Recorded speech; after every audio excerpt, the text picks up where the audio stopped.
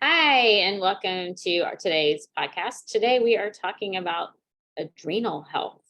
And that is something that is very close to home for both of us, I believe. And so we Hmm. think, there's a lot of controversy about that. There are a lot of doctors that don't believe that adrenal fatigue is a thing. So, is that a thing? What does adrenal health have to do with my health? What does it have to do with autoimmune illnesses? What does it have to do with sleep? What does it have to do with digestion? Or even your sex life? The adrenals have a lot to do with all of those things. So that's what we want to talk about today. So, how are you today, Daniel? I'm doing great. How are you doing, Jennifer? I am doing great as well. It's nice to hear. Thank you. It's a nice day in the neighborhood where I'm at. Yes, here You too. too? Hmm. Oh, that's good. Yeah. How do you feel about the adrenals? I feel like they're a definite problem for me now because I've had anxiety for probably the last 10 years, and that's better today, but I did have some pretty bad points in my life where my anxiety was out of control. And we know that when that's happening, that you're overworking the adrenal glands because when you're having fight or flight, the adrenal glands release adrenaline. And when you're in an anxiety state, you're having adrenaline dumps all day long. So, yeah, actually, you and I were talking about this a few months ago. We're talking about maybe we should do an adrenaline program because if we can work on our adrenal glands, maybe our anxiety will get better. Right. So, um, I mean, it makes no sense to me that they can't be overstressed because I mean, the medical system says it's not true, but you think about it, it's just like you could overburden any organ. I mean, if you smoke and drink and eat a bunch of meat, you can overstress your heart. So if you're an anxious type, you're going to overstress your adrenal glands. I mean, it's So it's funny you said those foods because those also stress the adrenals, oh not yeah, just the heart. And so yeah, I wonder which comes first, the adrenal dysfunction or the heart dysfunction, you that's know? a good question. Yeah. So any type of stress affects the adrenals. Worry definitely affects the adrenals. The adrenals are meant to protect us and keep us safe when we are in danger. And so, if you see a wild animal running towards you, you should be able to run and get away from it. And then you get away and then you recover and Yeah, you rest. And so the adrenals are really made to keep us safe from physical stressors. But we have a lot more than just physical stressors these days. And we don't have a lot of stress and then it's over in a few minutes and then we recover. The adrenals release epinephrine or adrenaline.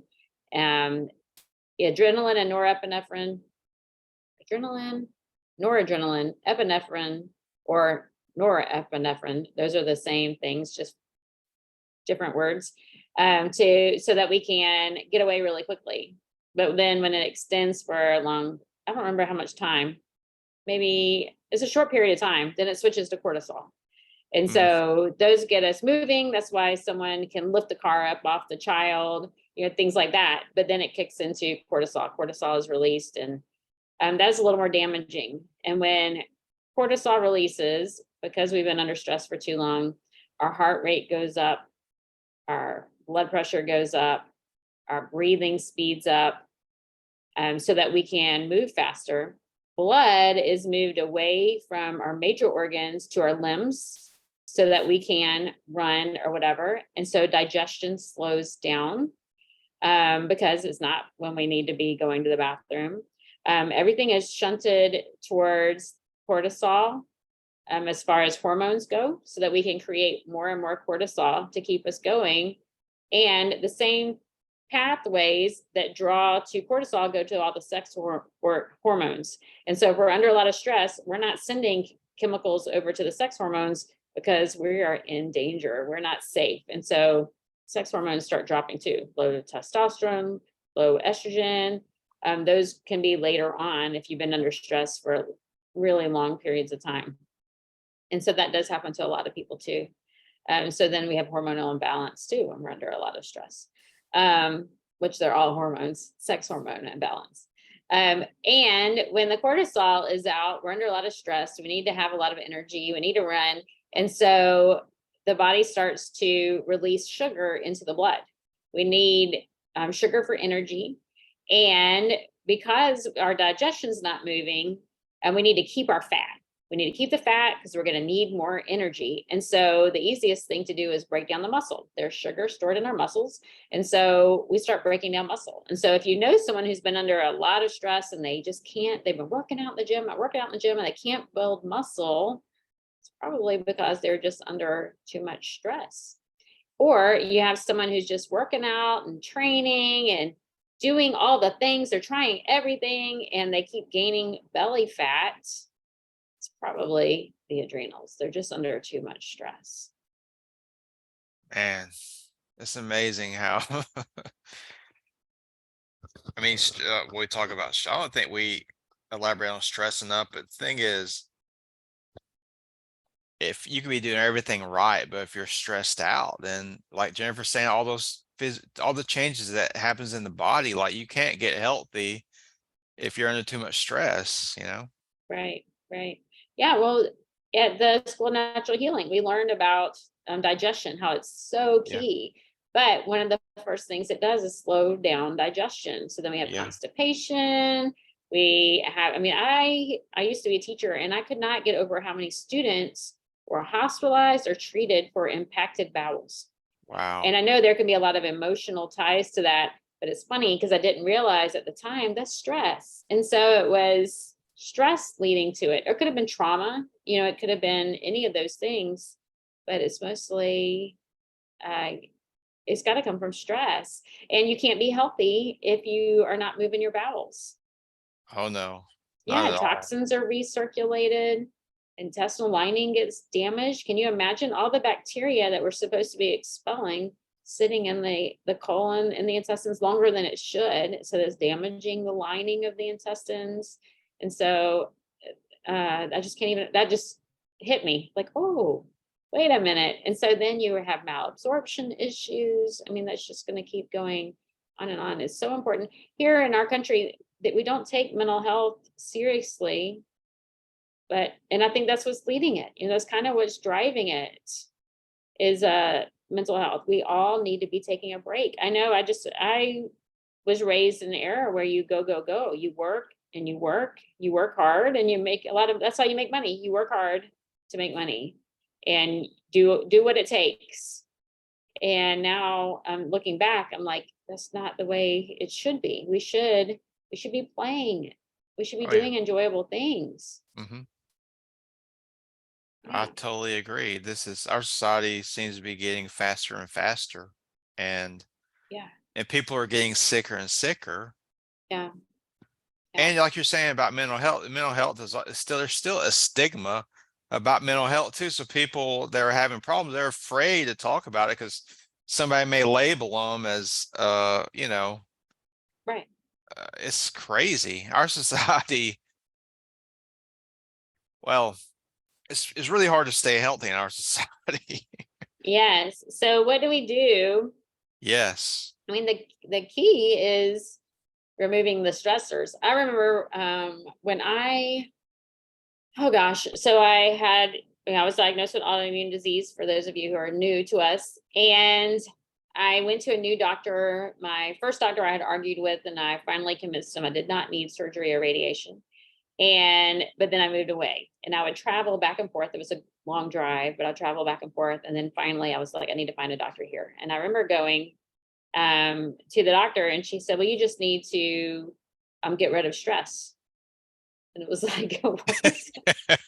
And it was an hour drive in heavy traffic to get there. And I was thinking, I'm going to be in stress driving home. How do you avoid stress? And so, that is one of the key things. We've got to remove stress, but we live in the real world where there is going to be stress. And so I don't know how you avoid stress, Well, it's but maybe, impossible.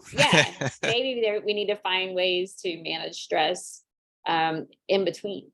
There Yes. are going to be stressors, but we need to learn ways to manage the stressors, and we need to reduce what we can reduce. So some things, let's look at some basic things. So number one, sleep.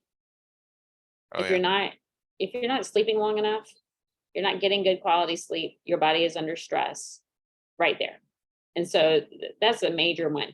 Anyone who has blood sugar problems, maybe if you wear a continuous glucose monitor, if you don't sleep, the next day your blood sugar is off. It affects you that quickly. So you have to get good quality sleep. Making sure you're in the bed at least 7 hours, going to bed earlier as you can. And so, how can we work on sleep? Well, I think we did an episode on sleep. Did we do an episode on sleep?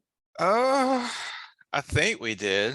I think we did, but get into a good sleep hygiene routine. Turn down the lights after dinner. Don't eat within 2 to 3 hours before you go to bed, because if you're digesting food, you're not going to get good quality sleep. And then in the morning, when you wake up, get early morning light. Get outside, breathe fresh air as early as you can in the morning, and to help reset your circadian rhythm, your melatonin release, and things like that. That really helps with that, getting that early morning light. So sleep is a big one. Another one is your toxins. Look around your environment. If you are exposed to toxins, you're adding stress to your body. That could be, what are you breathing or smelling throughout the day? What are you putting on your body? Those things can really lead to a lot of stress. And then there's food stress. And so, like you said earlier, the same foods that affect the heart affect the adrenals, can cause stress. If I eat Yeah. inflammatory foods, inflammatory is creating inflammation in the body. And so that's our processed foods, that's high sugar foods, that's fried foods, that's heated oils. And so people go, wait, what can I eat? What do you eat then? Well, we eat this way all the time. I've been It's eating this wonderful. way 6 years now. Yes. And so and I eat a huge variety of foods, and it can get really fancy. And there are foods that you can eat. There are ways to eat, whole food, plant-based whole foods, without heated oils, and they taste delicious. Oh yeah. Yes, but you need more alkaline foods. Getting rid of chips, fried food. Here in the South, it's barbecue and fried foods. That's really all we always see here. But those foods add stress to the body. But I keep talking, so I'll let you take the wheel. Oh well, you make a good point on getting the inflammation out of the body with these, like me and Jennifer and I, we eat plant-based. And if you want to see some really wonderful recipes and foods, Jennifer's Facebook page, she posts her foods most of the time and they look wonderful. And Thank you. so let's talk about some herbs that can help during this process, herbs that can help our adrenals when we're trying to heal them. So one herb, it's not really, it's an Ayurvedic herb, but it's ashwagandha. That's the one that's supposed to be really good to support. It's an adaptogen, so it helps the body. It prevents some of the damage that stress causes to the body. It kind of helps mitigate some of that. It helps protect the adrenals. Um, and another good one we didn't talk about a lot, but licorice is good for the adrenals. Mhm. Um, Rhodiola, it's another one. Go ahead, Jennifer. What are you going to say?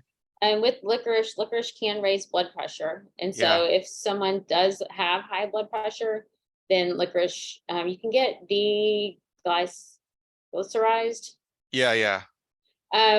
licorice, but you may want to find some alternatives too, if you have high blood pressure. Most people who've been under a lot of stress for a long time, or have adrenal fatigue, actually have low blood pressure. And so licorice is very helpful, not only for soothing the adrenals, but it's okay to raise their blood pressure. So just make sure you know your blood pressure before you have licorice long term. And then I love ashwagandha, and I just remember ashwagandha. It just sounds so soothing. So that's how I remember that one. Yeah, it's an And amazing one. I love it. And then, so all the adaptogens, rhodiola can be very stimulating in low doses. And so it's not something you want to take at night, but it can be very soothing in higher doses. And then ginseng. all different forms of ginseng. Those are wonderful. Siberian ginseng, which is also called eleuthero. That one can be energizing without stimulating. So a lot of times when people have been under stress for long periods of time, all of a sudden it's like they can't function. It's like, you can't get out of bed. I can't do anything. And so eleuthero can be really helpful for that. And I know a lot of people use magnolia root. I've never used it, and I'm not very familiar with it, but I know that's another one that I hear people talk about as far as herbs go. But I do want to point out, while these herbs are wonderful, very soothing, they definitely help the body, you have to make other changes too. Oh You yeah. can't just take herbs and get over it. I mean, you've got to do all the things. Oh yeah. I was say fixing the food, eating healthier foods, getting good quality sleep. How about exercise? I mean, exercise can really stress the adrenals. Yeah, I was about to bring that one up. So if you already have adrenal problems and stress problems, you don't want to actually be like, you don't want to go for a hard run, or you don't want to go do really heavy lifting. Not right now. You want to get healthy first, but the exercise that would be really good, like a light nature walk, like getting out in nature and walking slowly and like really enjoying the scenery and breathing. That will help get your stress hormones down. Things like that, like gentle exercise is really good, but you don't want to go run a marathon. See, a lot of people aren't aware of this because another thing, our society, it's all about hustle bustle. Well, if you want to exercise, you got to go in there and just kill yourself, or you're wasting your time, you know? And if you're healthy, that's okay. But if you're not healthy, you don't want to work out really hard, because it's just another stressor. Your body doesn't know any difference, you know? It's Right, just stress. right. But yeah, nature walks, like there's a lot we could talk. We have a whole show on the power of just being out in nature. But yeah, nature walks, if you like at the local park, um, even probably, I don't swim, but gentle swimming probably be good. And, things like, Mhm. slow bicycle ride, things like that. Yeah, yoga, tai chi. Yes, yes. Tai Chi and yoga, those are great.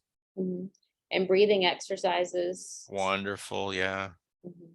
I love that. I do those all the time. I have to, but they're also very relaxing. So. Yeah, it's amazing what just stopping to breathe or do a meditation. I don't think of myself as a meditator, but just we've talked about it on shows before, before a meal, relaxing before your meals, so you have better digestion, and things like that. And so like I'll do legs up the wall. I haven't been doing it lately. I don't know why. And so I need to get back into that. But laying there, put eye pillow on and just focus on breathing. Doing heart math. That's something you can Google and look up, but it's really just breathing and imagining that you are somewhere else. Like I like to think I'm on the beach, breathing the salt air, listening to the waves and things like that. It's just amazing how it can just slow your heart rate, even out the heart waves, to relax you. Yeah. And, of course, I'm a big pet fan. So if you have a dog or a cat or a horse, petting those are very relaxing. For you and the animal, actually. Right. There's Right. a look up pet therapy for all you listeners. Like, it's really amazing what pet therapy can do for you. Yeah, it is. Animal therapy. Yeah. Very soothing. Yeah. So I was thinking maybe, can't remember what all we said we were going to talk about with the adrenals. Brain fog may be one of them, right? Yeah. And so what affects the adrenals? Poor quality sleep, poor quality foods, um, Toxins. toxins, worry and stress, not giving yourself a break when you need a break, um, and exercise, poor exercise, eating too frequently. That can be one too. Yeah. Not giving your body the rest it needs to digest and recover. Overeating at a meal, that could do it too. So if you're healthy, your adrenals are supposed to just release the epinephrine or adrenaline, whichever one, to get you moving so that you can run or fight. But then that is supposed to go away and release DHEA so that you can relax and your sex hormones stay in balance. And so it's just when we are under stress for too long and the body doesn't know that I'm cramming for a test or I'm trying to finish a project or I've just got too many things on my to-do list, it thinks that you are in physical danger. And so it's making sure that the body knows that you are safe. Just telling yourself you're safe can actually help. Just, I am safe. You can do tapping. We didn't talk about tapping. And do Yeah. tapping. I am safe. And that is good enough. Just do that and tell your body you're safe. Yeah. So that's a good list of things that cause, I mean, I can't think of too many more things that's a good list for what causes adrenal fatigue. So you had to avoid those things and then do the things we're talking about that can help you restore the balance, like the plant-based foods, the gentle exercise. You could take some of the herbs if you want to, but basically it's just trying to chill out for over a period of time because it takes time for your body to Yeah. heal these, I mean, stress illnesses, I mean, Right. um, I Right. saw an article yesterday. It says 95% of people that go to the doctor, the illness they have is stress is a factor in the illness. Like that's how big it is, Right. you know. Right. Well, infections cause stress. So if you have an infection, inflammation, yeah, Yeah. that's going to cause stress. Yeah, but it's a factor for so many different things. So it's really learning how to balance your day, give yourself breaks throughout the day, schedule it. Yeah. If you have a tight schedule, schedule your breaks. You just tell yourself, I have got to get out and walk today. I have to stop and breathe today.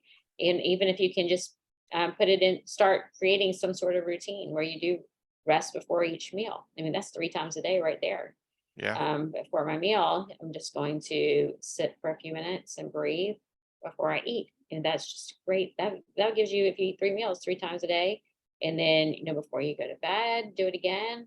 First thing when you wake up, do it again. I mean, that could be 5 times in one day that you are giving yourself a nice break. That would make a big difference in somebody if they would That do could be that. huge. Mhm. I need to take my own advice. Yeah, don't we both? But that's good advice, Jennifer, because if you do not schedule, we're not going to do it. You're not going to do it. I mean, you could have set your timer for every hour or two. Just chill out, check off what you're doing, close your eyes, just kind of breathe a little bit. Because us Americans, if we don't schedule that, we're not going to do it. Right. We Right. just want to work, work, work. Yes. And then you go, oh, I should have done that. Yeah.